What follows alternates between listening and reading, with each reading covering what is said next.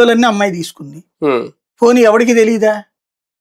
ఇక్కడ మేనేజ్ ఎక్కడ fail అయ్యిందంటే TDP వాళ్ళు అయితే ఆదిమూలం జాగ్రత్తగా మేనేజ్ చేసుకున్నాడు.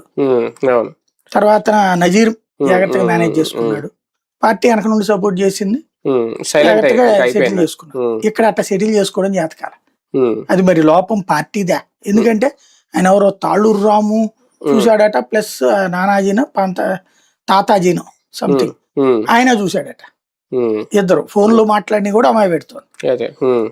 అంటే పార్టీకి ముందే తెలుసు. ఇప్పుడు పవన్ నే పాడు చేశారు వీళ్ళు. పవన్ ఇట్లాంటి ఇష్యూలో ఏమనాలా? తెలుగుదేశం ఎంత హుందాగా ప్రవర్తించింది, వైసీపీకి జాతకాల ఆ విషయంలో. జనసేన అదే తెలుగుదేశం హుందాగా ప్రవర్తించింది. మీద ఆరోపణ రాగానే ముందు విచారణ కమిటీ వేసింది, వాళ్ళు పక్కన ఉన్న మంది.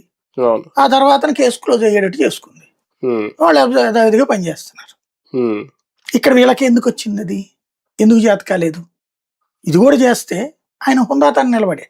రెండవది, అగ్రెసివ్ అటాక్ చేస్తున్నారు అమ్మాయిల్ని. అది తప్పు. అమ్మాయిల క్యారెక్టర్ అసాసినేట్ చేస్తున్నారు. అమ్మాయిలేమో వ్యభిచారులు, అబ్బాయిలేమో శ్రీరామచంద్రులా. ఏం పద్ధతి అది? అంటే ఏ పార్టీ వాళ్ళు చేసినా తప్పే. అప్పుడు జగన్మోహన్ రెడ్డి హయాంలో జరిగింది. కాకపోతే అప్పుడు దాన్ని కొంచెం ఓవర్ గా విమర్శించారు. పవన్ కళ్యాణ్ గారు ఎలక్షన్ ముందు కూడా వాడారు దాన్ని, బంతి జామంతి పువ్వంతి అవంతి అని. అంటే